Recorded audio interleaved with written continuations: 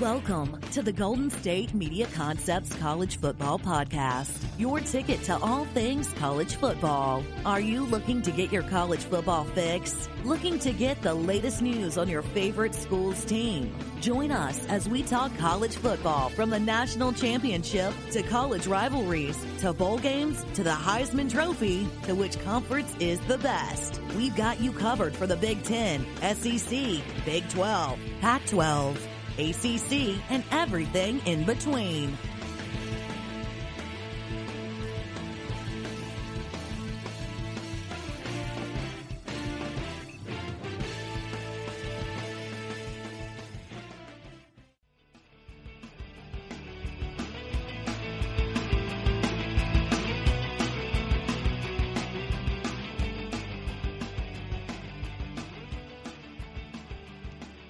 Welcome to the GSMC College Football Podcast on the GSMC Podcast Network. I am one of their hosts, Ethan, and we're going to be talking about a lot of different things.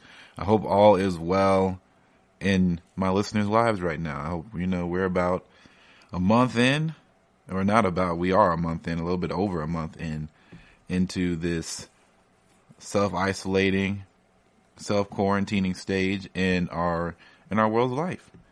And it's getting easier every day, I would say.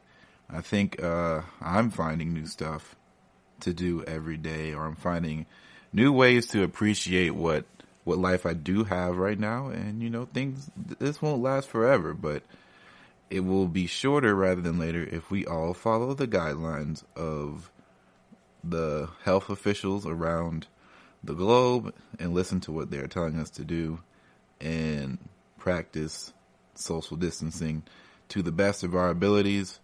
And shout out to all the essential workers out there who are not allowed to social distance and have to go to work for the betterment of the rest of us. So shout out to those people, like my mom, who is a nurse and has to go to work.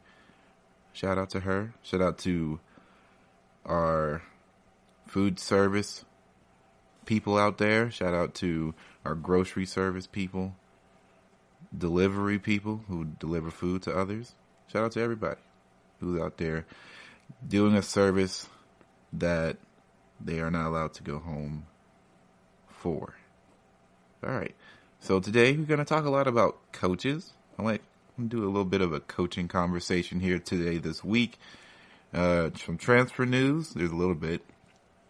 There is some optimism that the season can come back or can continue to go on as initially planned. But first, we're going to be talking about good old Nick Saban, not Saint Nick, not Nicolas Cage, but Mr. Nick Saban. So West Virginia born Nick Saban, he is 68 and will be 69 on Halloween this upcoming 2020. And it just got me thinking, just how long do you think Nick Saban can keep this going? He's 68. He looks 68 years young. He's still coaching at a high level. I haven't seen him slow down. It doesn't look like there's any immediate worry from national media, at least, that Nick Saban might be heading out the door soon. But you have to admit that, 68 is a different age. Like, I remember when Nick Saban was 60 and I thought, oh man, he's getting up there. And I guess those 8 years that went really flew by, but Nick Saban has been coaching for a long time. Nick Saban has a record of 243 and 65-1 over the course of his coaching career. And just at Alabama, he's 152 and 23. That is pretty great if you ask me. And I wonder how long he can really keep this up. So I was thinking about how much he's accomplished already, his national titles. Until he leaves Alabama is not going to really slow down per se. And I feel like Nick Saban is the type of guy who is not going to watch the ship burn, or he's going to go down with the ship, essentially. Because I was looking back at his career, and we noticed the NFL stint, which I think is one of the weirder coaching things that I've ever experienced, like I ever read about, because I was real young at the time where that was a big deal, or when Nick Saban went to Miami for those few years. So I was not really paying attention to coaches or things like that in the NFL. I just wanted to watch people play football, and I didn't really care about all the meta drama and all that sort of things back then. So reading up a bit about it, he was 15-17, I believe.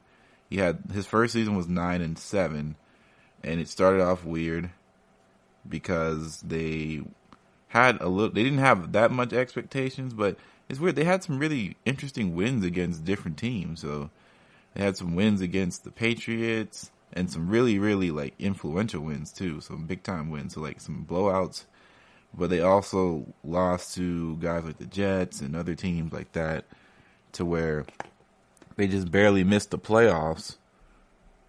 And when they did miss the playoffs, people was just like, well, he went 9-7. He can keep going and it'll turn around. They're this close to the playoffs. And then the next following season, instead of taking Drew Brees, they took Dante Culpepper, who, to be honest, in hindsight is 2020, and I don't think you can necessarily blame anybody for not taking Brees unless you're Drew Brees.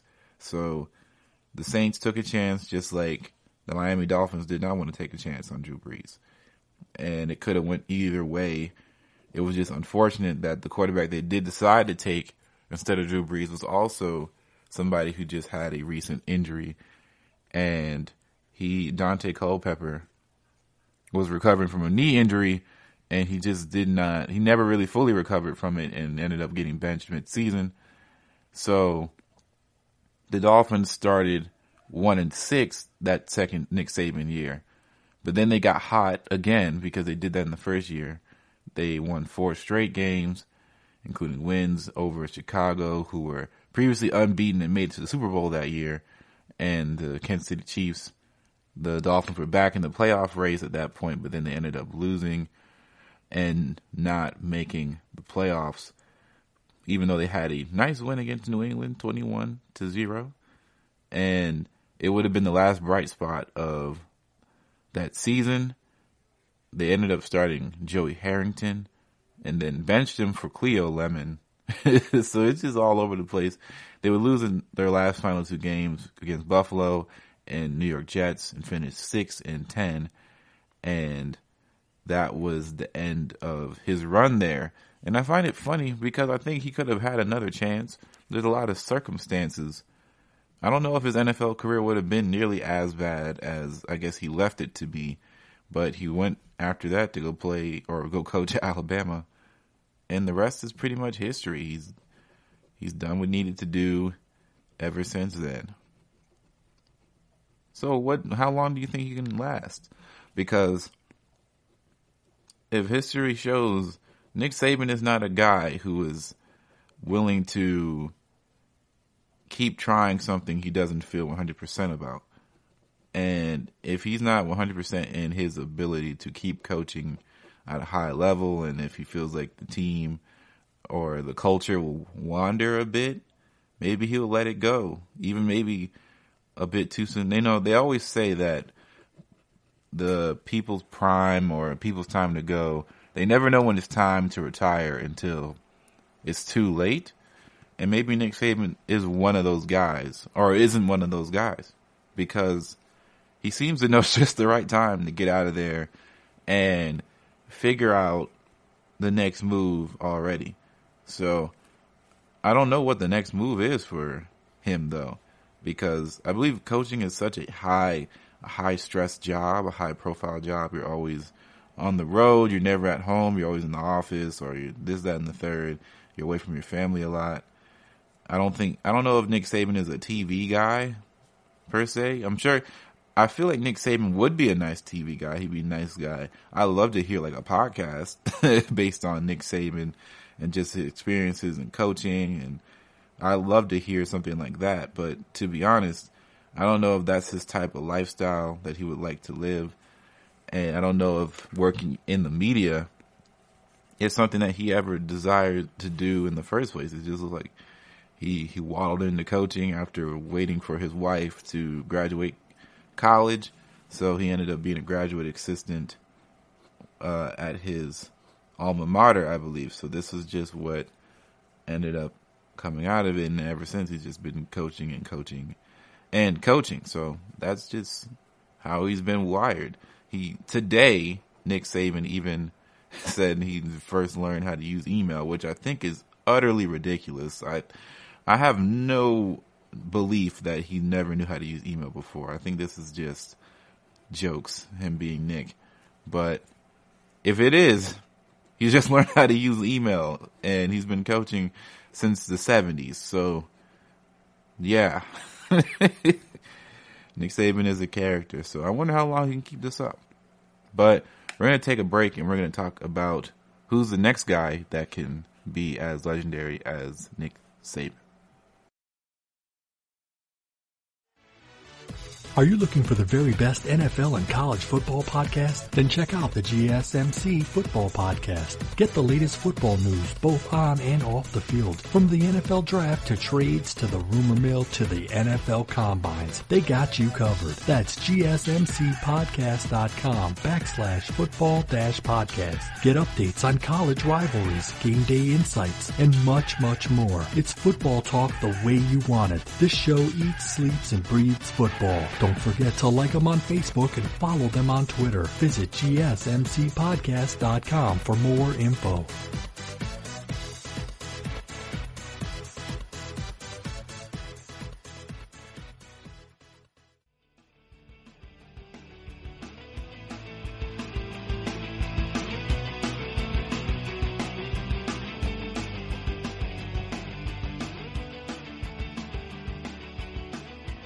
So who is the next guy to take the mantle as the supreme head coach overlord of college football? And I have a few answers here that potentially could be the guy.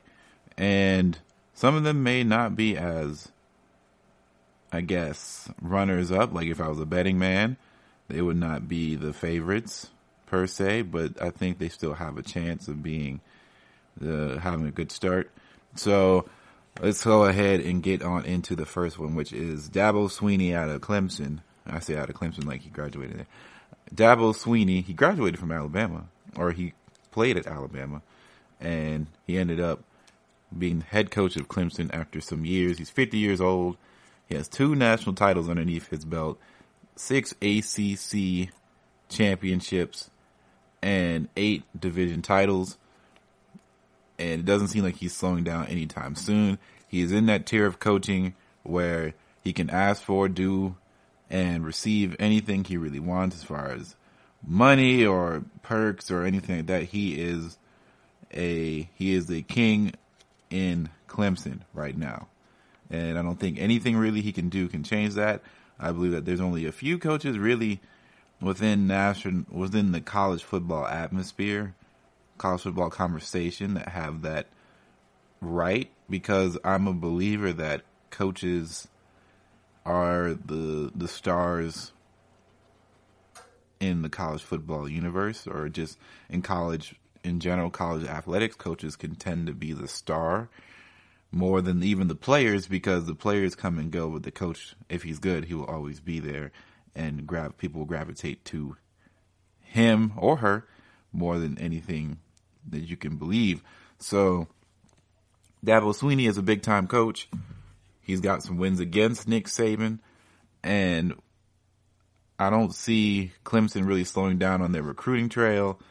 And it seems like, especially after Urban Meyer left, and this reminds me, I don't have Austin Day on this list, but I probably should. Regardless, Urban Meyer, once he decided to step down out of coaching, it really has been the Dabo Swinney versus Nick Saban show for a little bit, and Austin Day is now picking up the slack from Urban Meyer, and we can only wait and see what exactly he's able to accomplish really on his own, with his own recruits and his own recruiting class. So But Dabo Swinney, I think he's a good candidate. I can see him winning a lot more games, going to more bowl appearances, and of course, more national title hopes, because the ACC has not really gotten any better. It's been, for the last decade or so, it's been a one-team show every single time in the ACC, between Florida State and now Clemson.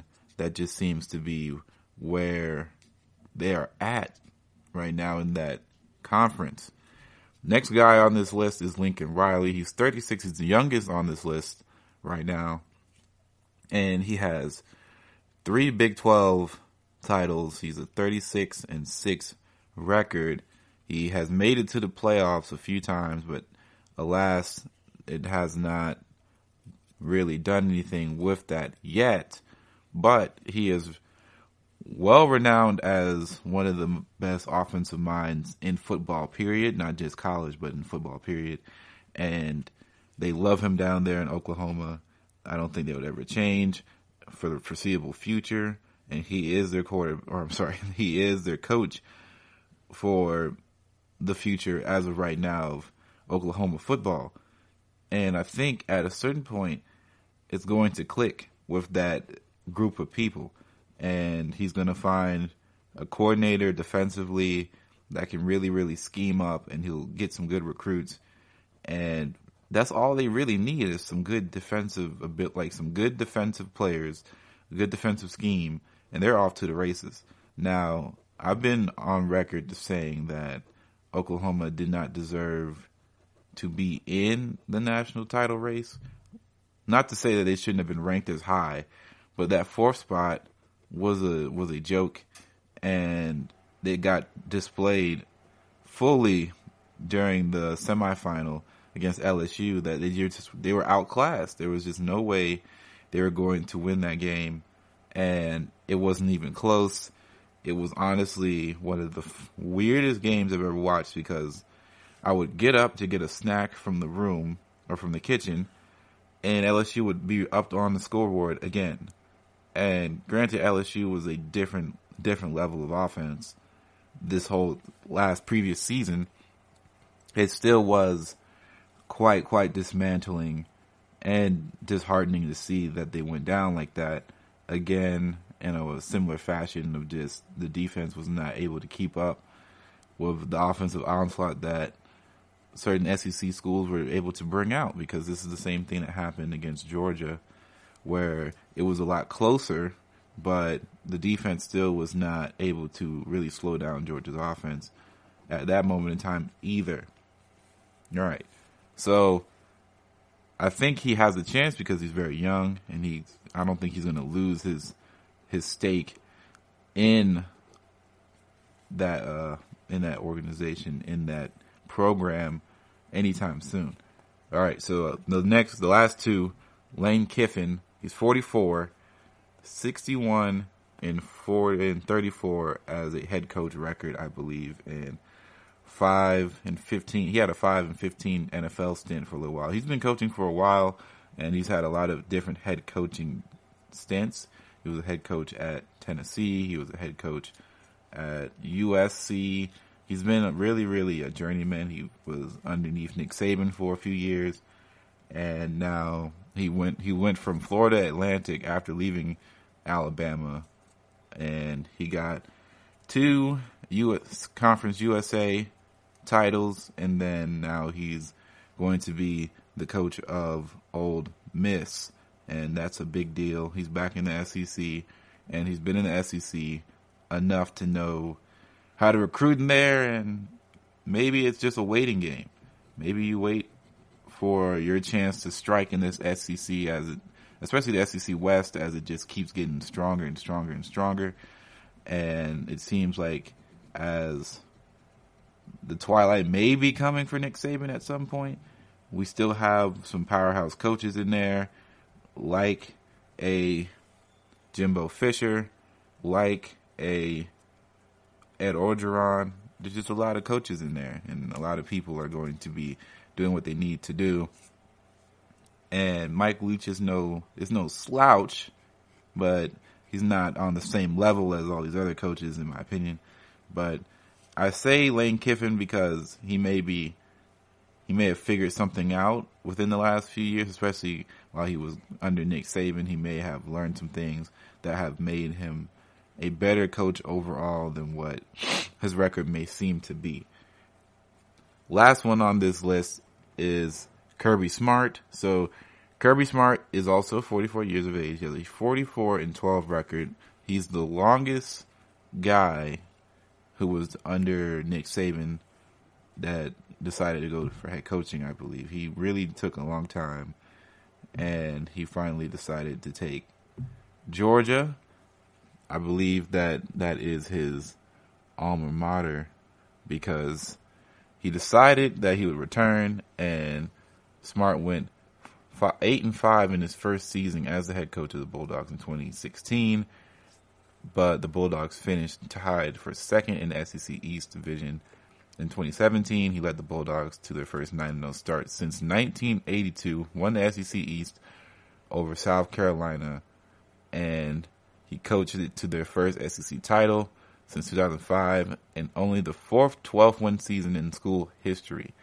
So they're ranked number 3 in the College Football Playoff Committee and was set to play Oklahoma in the Rose Bowl, like I mentioned, and Georgia beat them 31-14 they rallied from a 31-14 halftime deficit and beat them 54-48 in double overtime, completing the largest comeback in Rose Bowl history. The Bulldogs went to lose to Alabama that year, 26-23. That's the infamous Tua Tagovailoa game, but it was at that point where we saw where Kirby Smart's potential would lead him, but right now it's kind of been in flux. He hasn't had the best follow-up season since that time, but the potential is there. The recruiting is definitely there, and they have all the tools to make it happen. So those are my 4. But we're going to take another break, and we're going to get into some transfer news. Tired of searching the vast jungle of podcasts? Now listen close and hear this out. There's a podcast network that covers just about everything that you've been searching. Hey! The Golden State Media Concepts Podcast Network is here. Nothing less than a podcast bliss with endless hours of podcast coverage. From news, sports, music, fashion, cooking, entertainment, fantasy, football, and so much more. So stop lurking around and go straight out to the Golden State Media Concepts Podcast Network. Guaranteed to fill that podcast itch. Whatever it may be. Visit us at www.gsmcpodcast.com. Follow us on Facebook and Twitter, and download us on iTunes, SoundCloud, and Google Play.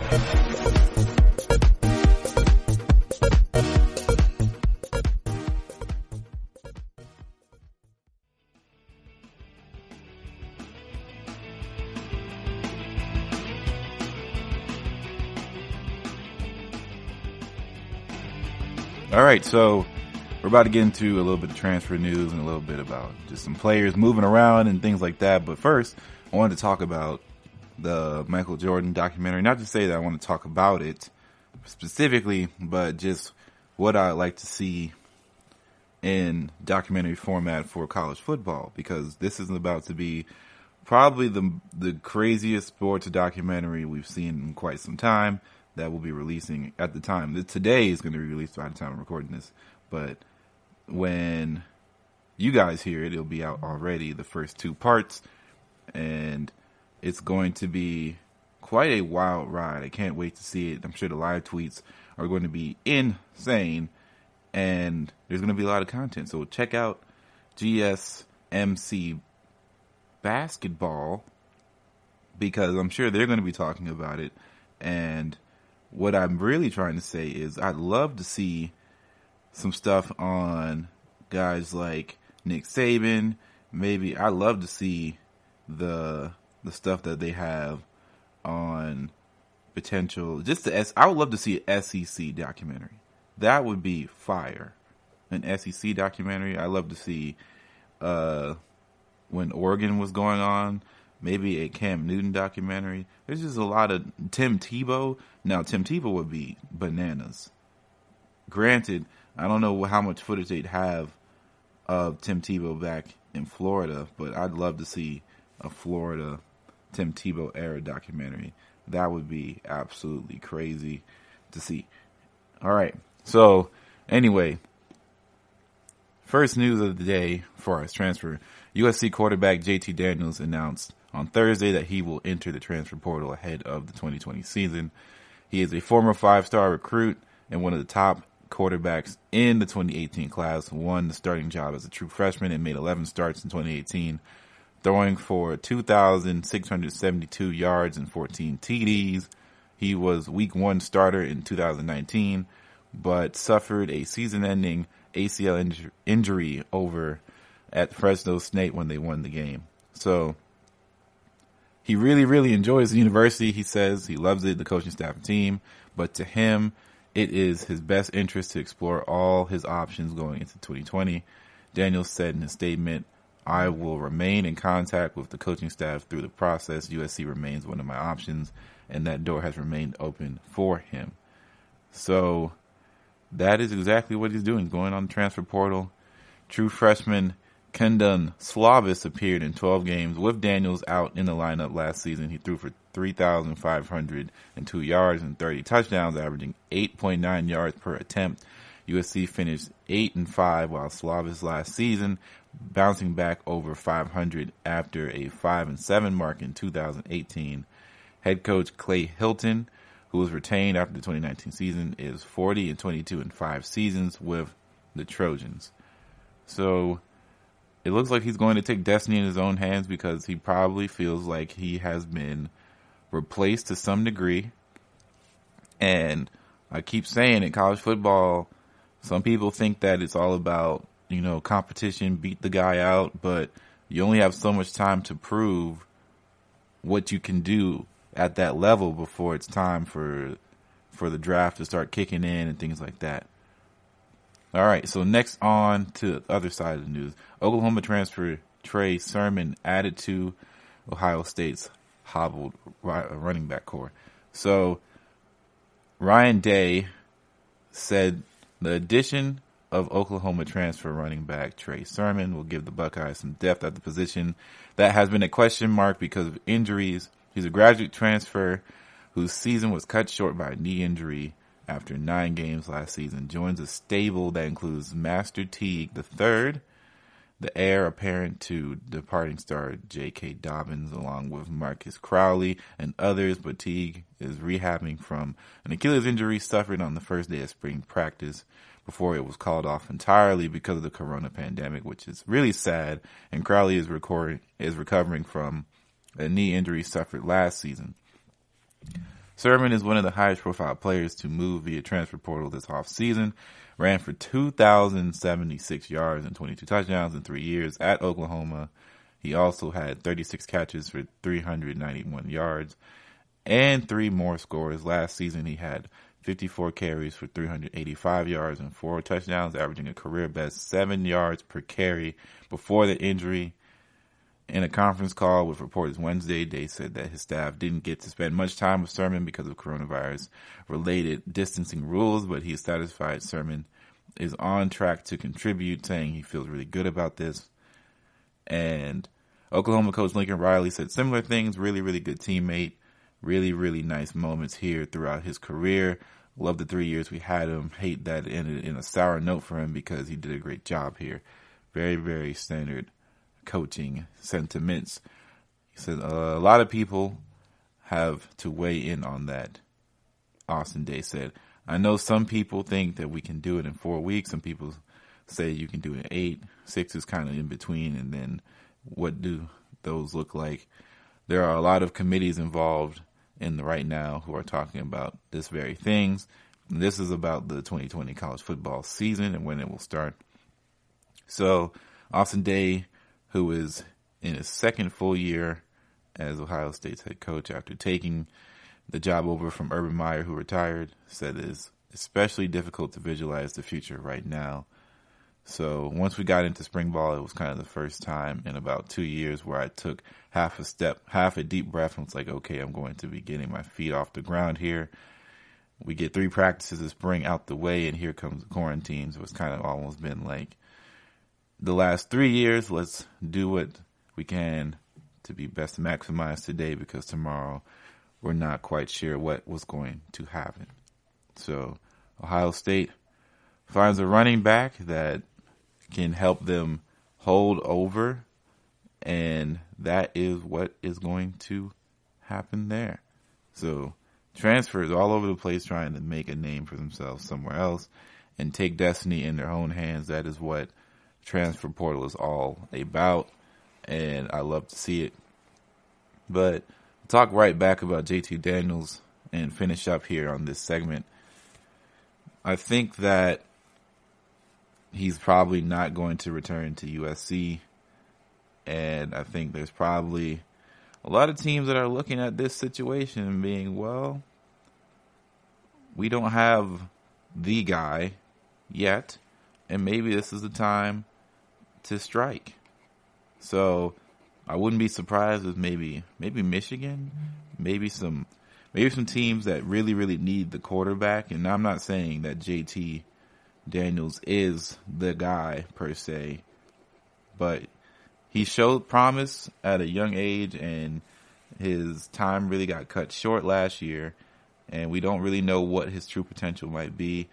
And you can never go wrong for shooting a chance in college football, because you just recruit somebody else if it doesn't work out. It's not like you're paying this guy money or anything like that to play for you, or you shouldn't be at least. So it's not that big of an investment. And if you feel like your job security is pretty safe to pull this chance off, I think that you should try and do this for your program, for your fans, things like that. Get a guy who might be able to go out there and win something for you, and who is hungry and ready to prove something, and feel like maybe he doesn't feel necessarily like he was abandoned at USC. He says, at least he doesn't seem that way in his words and what he says about the program and how he feels about it. But I have a hard time believing that he doesn't necessarily feel like he hasn't been replaced, and that doesn't seem like it's sitting well to the point to where he's going to transfer out. It's one thing if he was going to fight for a spot, but it looks like that's not something he's interested in doing. And honestly, why would you, when you can just transfer and go somewhere else? You don't have to go to a high-profile school necessarily to prove your worth as a quarterback. As you can see, there's many examples. So Jared Goff, Carson Wentz, they all didn't go to super high-profile colleges, and they're quarterbacks in the NFL and starters and big paycheck cashers. So if that's anything to prove to you, that just means that you don't need it 100%. And if betting on yourself is what you need to do, then I'm supporting it 100%. All right. So we're going to take another break here, and then we're going to get into some optimism towards the 2020 college football season, potentially.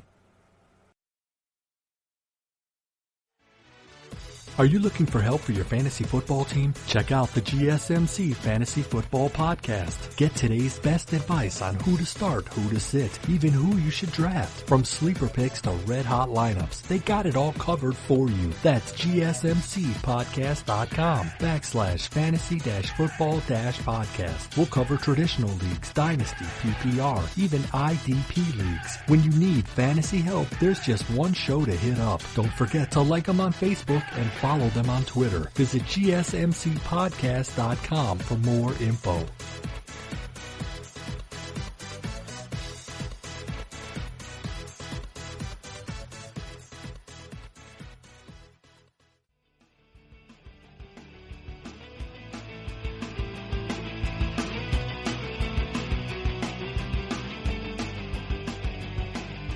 So, Ross Dillinger and Pat Ford of SI, Sports Illustrated, wrote about Mike Pence holds a productive intro call with college athletic leaders, and the vice president is optimistic about the prospect of college football season being able to be done this fall. So, in a phone call with college athletic leaders on Wednesday, expressed optimism for a college football season this fall. Thanked them for swift action in adhering to federal virus preventing guidelines and arranged for future such communications. Those with knowledge of the call told Sports Illustrated. And there's nothing really substantive emerged. The fact that Trump administration held such a call with college level decision makers and is scheduled to hold more is news enough. Earlier this month, Trump spoke with commissioners of the major professional sports organizations. With no leaders from the NCAA or college world involved, Pence called Wednesday morning was with the College Football Playoff Management Committee, encompassed of 10 FBS commissioners and Notre Dame's athletic director Jack Swarbrick, and it was an opening of communication between college football and the White House, says one administrator briefed on the call. So the call was complimentary and positive in nature, but held no real specifics on football future. It was billed by one source as a good, productive introductory call. More such conversations with college leaders are expected in the future, and maybe the most significant news from the proceedings, a second call is scheduled within the next 30 days. It was nothing earth-shattering, but I'll call it an excellent call, said the AAC Commissioner Mike Arisco. He reached out and he appreciated that. He respects the value of college sports. He was very solicitous of our opinions. So Pence expressed the commissioners, the federal government's optimism in widespread testing quantities that are imperative to reopening the states and having students return to campus, a key in college football's startup. At least one commissioner on the call, Big 12 Commissioner Bob Bowlesby, told CBS Sports on Wednesday that there will be no athletic contest without campuses open for classes. Remember what I said last week? It's really unlikely that you'll have athletic competitions, sports, without people on campus in classes. However, students being on campus isn't necessarily a prerequisite for on-campus athletic activities, say football practice. Arisco said the consequence that he has picked up from coaches, or the consensus that he's picked up from coaches and athletic directors in his league and in discussion with leaders from other leagues, is that teams need 6 weeks, maybe 8, of workouts to be ready for a football season. Nobody thinks 4 is enough. A month could never be enough, really, for any sport that's out there. I just have a hard time believing that anybody really has any sport that you can practice for a month and all of a sudden things are peachy keen. You need more time to prepare, more time to build up scheme, especially when you have a roster as big as football. You need as much time as possible to get acclimated to schemes, personnel, gelling as a team, things like that. So Pence told college leaders that the Trump administration is expected to roll out a plan Thursday for each individual state to reopen. There was talk about the importance of campuses being able for athletic events to continue. One official briefed on the call told Sports Illustrated, easier said than done. Each state is on its own independent timeline in fighting the coronavirus outbreak. One of the complexities in restarting college athletic events, and something noted by several administrators in the wide-ranging story published last week on SI.com, there are some encouraging signs with a number of states where the outbreak is not as severe. Said Arisco, we will rely on experts, of course, but we will need to have some guidance, some coordination between federal government, the state governments, and the NCAA to get everyone on the same page. So there's no denying, however, the financial impact of football in many athletic departments. The sport is responsible for reducing a lot of money, a lot of revenue, a lot of cash in different places. So football produces so much money. It produces as much as 85% of Power 5 conference schools' annual revenue, including ticket sales, donations, and TV money.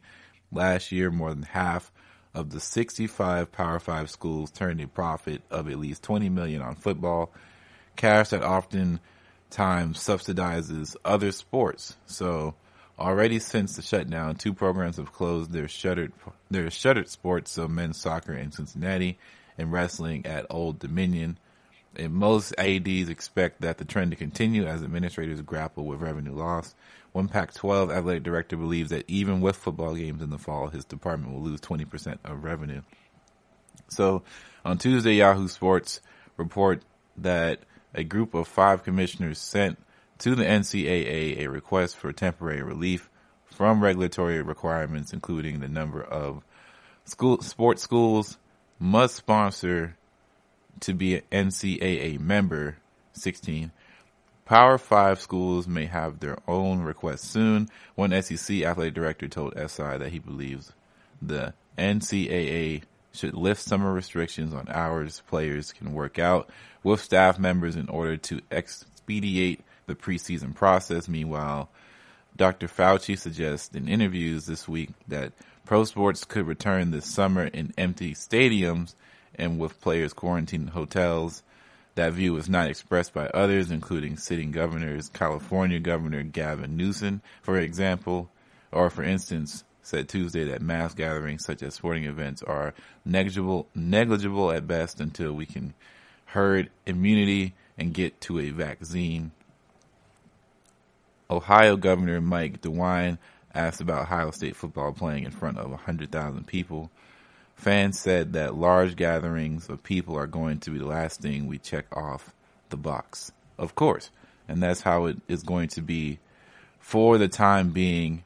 And it is really, really tough to call. I don't really like the idea of considering that the country, that we're going state to state for changing who is allowed to be in quarantine, who is allowed to be open for business, or who's opening the states back up.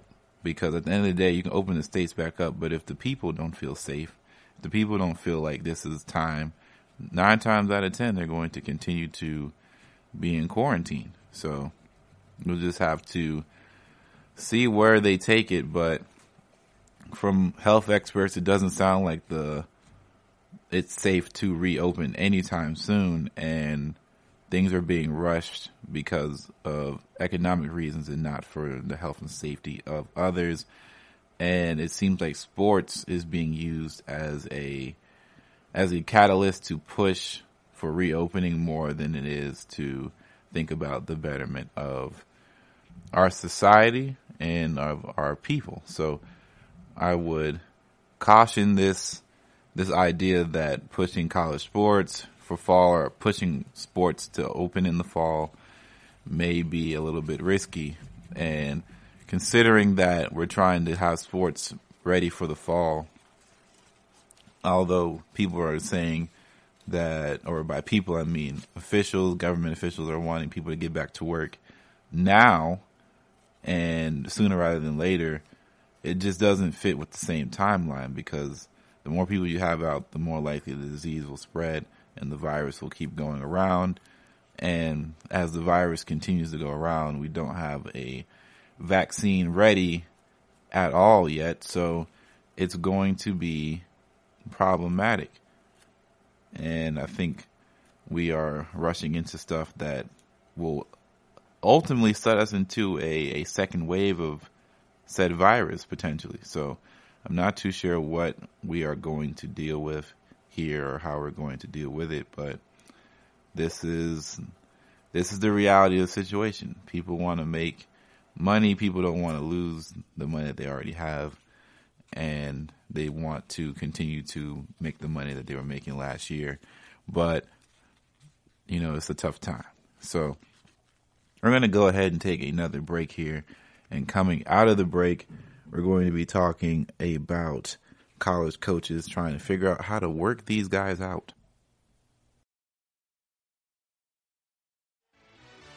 Check out the show that's built on the MMA. From the UFC to extreme cage fighting, they got the fights covered. Check out the GSMC MMA podcast. Get the latest news on past or upcoming fights. Join us as we talk to and about some of the biggest names in the MMA, past, present, and future. When it's the fight game, there's just one show to check out. GSMCpodcast.com/MMA-podcast. Don't forget to like them on Facebook and follow them on Twitter. Visit GSMCpodcast.com for more info.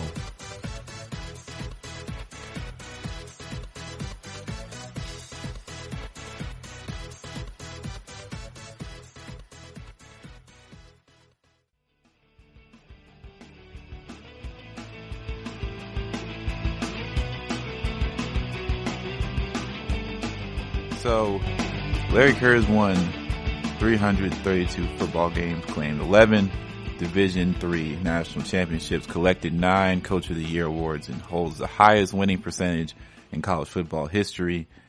And he did it all without spring practice and summer training. In fact, some summers, Kerr's, now 70 and retired as a coach of Mount Union, didn't do much football at all. Coached Little League Baseball, he laughs. Summers were different. This summer might not be so different, accustomed to having their players on campus for June and July. Division I coaches may not see them until August. May not see these people until August. That's not the half of it. Before the coronavirus pandemic shuttered the sports world, most of them didn't reach the halfway point in spring practice, and some didn't even get started on drills.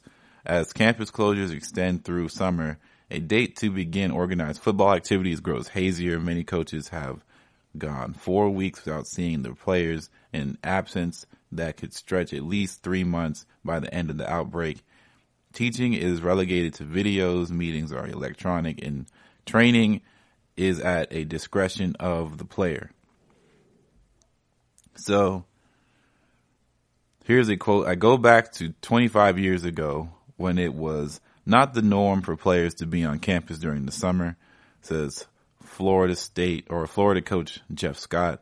Everybody went home after spring and came back for camp. You had a month of practices. We might find ourselves in that situation again.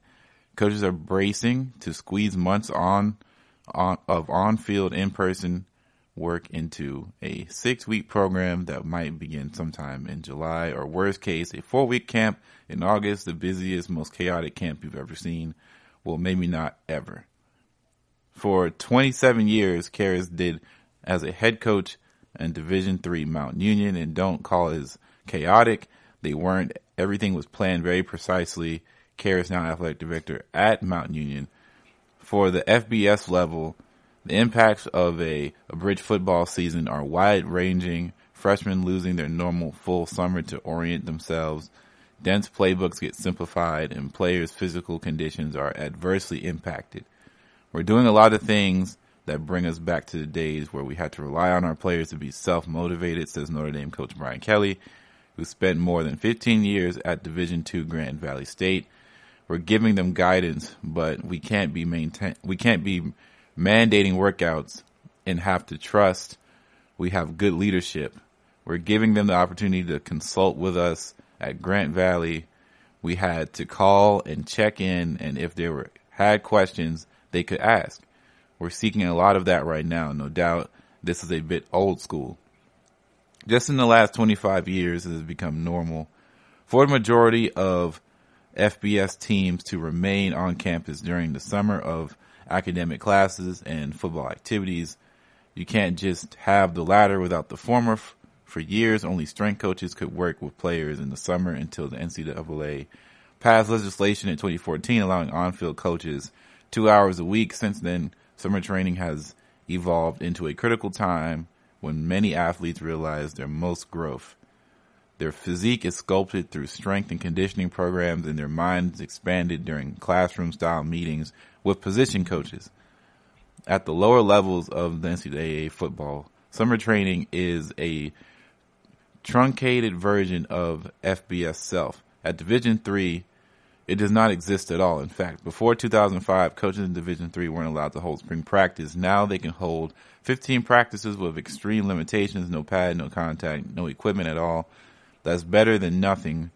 For the 2 decades of Kara's tenure at Mount Union, he'd go more than 5 months without organized team activities, and in later years, his players like Jason Candle couldn't see their coach from the end of spring semester to reporting day for fall camp, roughly 3 months. We had a bunch of guys that played spring sports, says Candle. A Mount Union receiver in 2001. A couple guys ran track, played baseball. It has workouts on your own.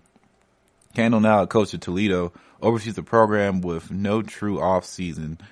It's major college football. It does not exist until now. And maybe it's not such a bad thing, says Scott Wolf, quarterback of Mount Union in 1985. It's like you all do not see your teammates, which is okay. But after a while, it's like dang, or damn, as he says, who lived around the year football life at Ohio State before transferring in 1983. Having a little break, I gained a lot. So this pandemic is really changing a lot of how people operate and are going to be coaching in the off season. There is no guarantee on how much time coaches are going to be able to get. So everything is going to be done digital. I'm sure coaches are having Zoom meetings with their players if they can, or they will have to when they're allowed to. I'm sure players are contacting each other, trying to figure out what they're going to do or how they're going to be doing it. But we are a month in since the country has essentially been shut down for a little bit. And now we have to really think about the real reality of our situation. We have no idea how to operate college football, professional sports, on a calendar like this, because this has never happened before. There's no precedent. There's no key way of going into this legitimately. And I think that this can only hurt. This can only hurt the traditional way or the new traditional way, the modern way of college football. So this might change a lot over how off seasons are ran. We may end up having to go back to classic times, old school times of doing certain things, because there is no other way of getting. You don't have to, like, it's been proven that you don't need all this time to get stuff done. However, it is nice and is beneficial for players, especially younger players, to get acclimated to the coaching system, their teammates, the schemes. And without that sort of amount of time that's usually allocated to learning schemes and to being better equipped for the upcoming season. Now, you probably won't see a lot of true freshmen next year. That's one thing that might change. True freshmen may have a harder time proving themselves because they didn't have that time for spring training. So unless you're a quarterback who is pretty much going to be the starter, it's very unlikely that's going to be the case for a lot of different positions, because you have to really, really get acquainted you have to not only be in physical shape. So these high school kids, granted, they don't work out with the team until maybe July. So if they can't do that, then they're really behind the 8 ball. We don't know, because college conditioning and high school conditioning are two different levels. And a lot of these top recruits, of course, have personal trainers, or they should be having personal trainers at some point. It doesn't mean that they aren't going to have a learning curve when it comes to this whole college lifestyle and figuring out how to navigate collegiate sports. So, and this is with any school or with any sport in general. It's just different than the next level. Every level is different. College is different than the NFL. High school is different than college. High school is different than Pee Wee League. It's just all different things that you have to be mentally prepped for. But it has been done before. There have been times where, and you did it in high school to a certain degree, a little bit, if you play high school sports, there is a allotted amount of time that you're allowed to work out all year long before you are not allowed to anymore, and then you have to take a break. You're not allowed to play in pads, you're not allowed to do this, that, and the third, and you have a long break before you can really, really get out there and get on the field anymore. So it's not unheard of. It still happens at different levels of the game, as we just heard from that Dillinger article. So it really, really is going to be something that coaches are going to have to adopt, players are going to have to adapt, and college football is going to have to react to later on and see how, and really look back and review, like, was this beneficial? Should we continue to do this, or should we go back to what we were doing before and this was only circumstance? But we're going to take a final break and we're going to get into our last segment of the day. This is your ultimate stop for everything sports. The Golden State Media Concepts Sports Podcast. Should I say more? From the NFL, MLB, the NBA to MMA, it's all in here. The Golden State Media Concepts Sports Podcast. Listen now.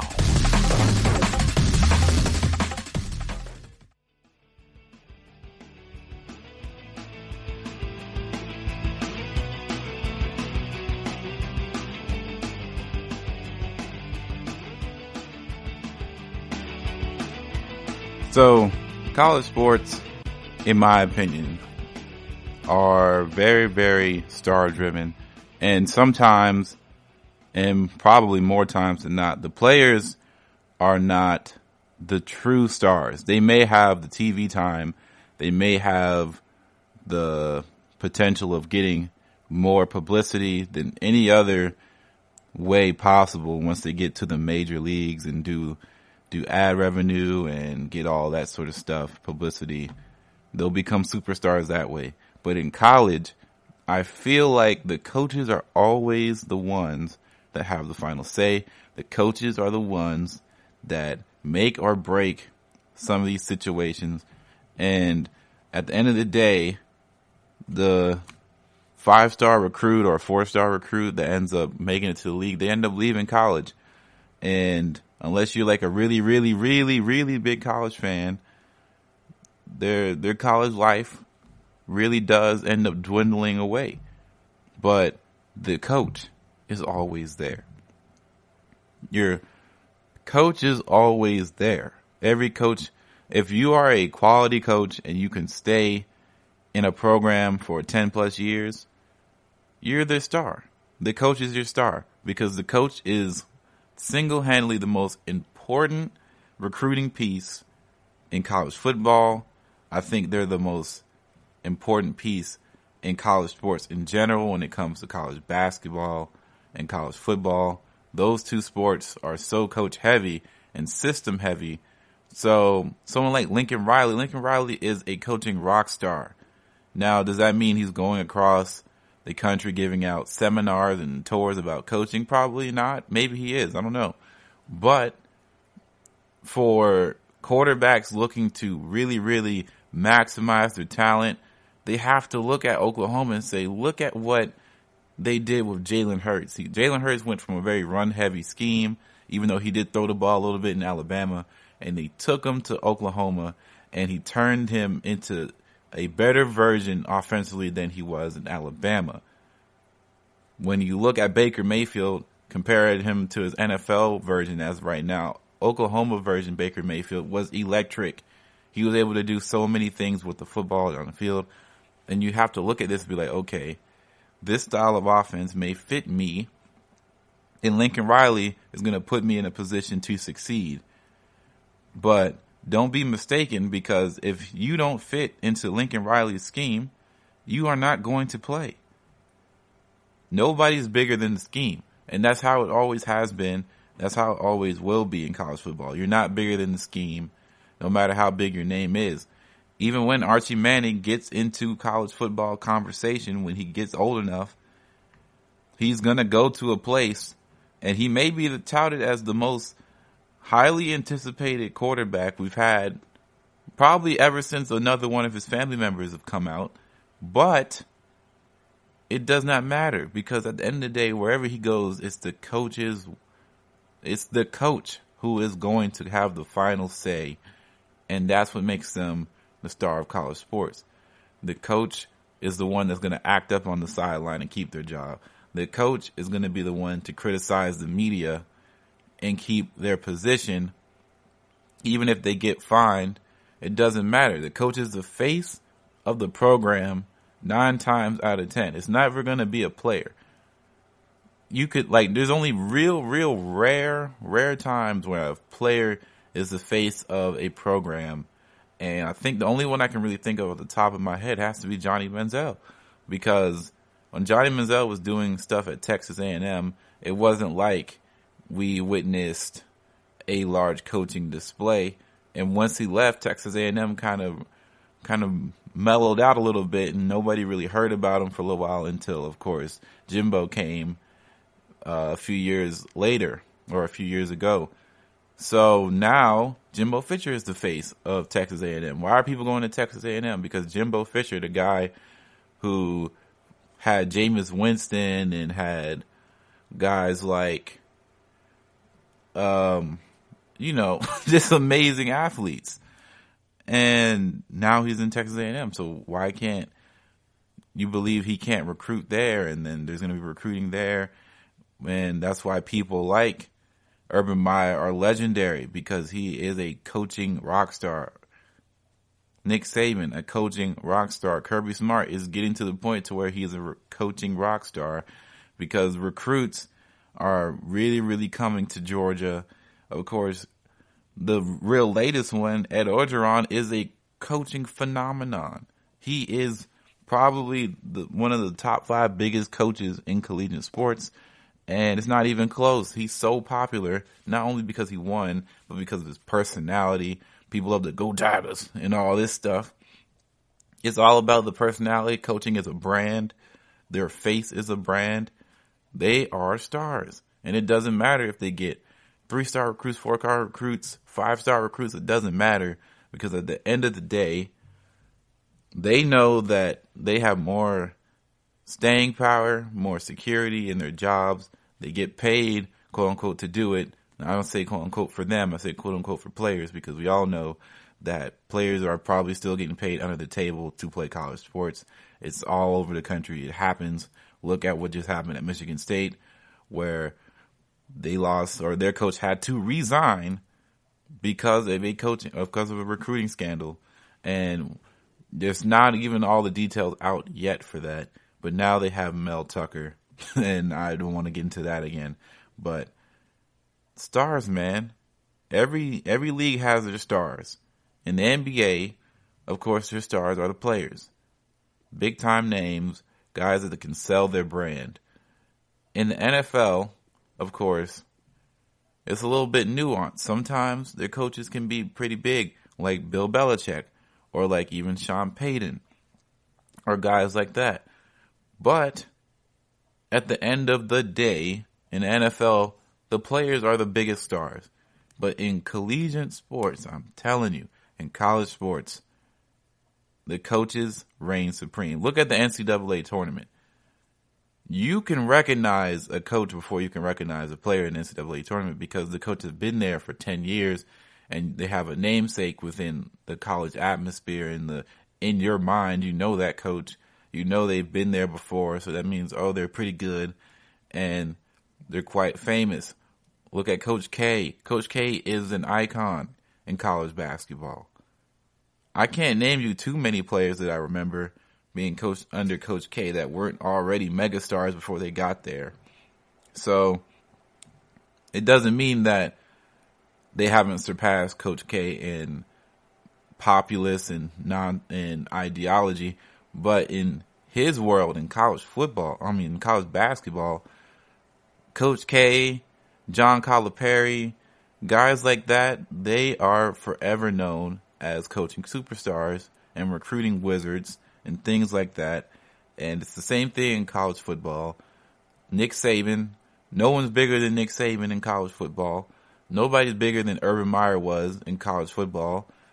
Lincoln Riley is just rocket jumping his way into the college football conversation to most popular coach ever name dropped at this point because of his prowess and his ability to make quarterbacks really, really special over time.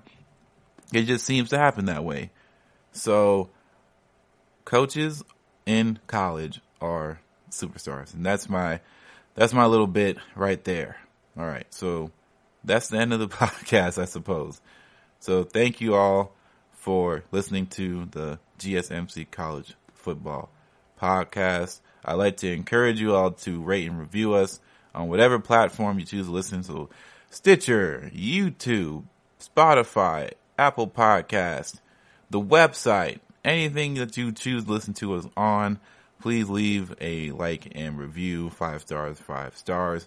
Please check out all the other great GSMC podcasts on the network. That we all do great, amazing work. I love listening to other guys' podcasts as well. And I encourage you all to go check them out.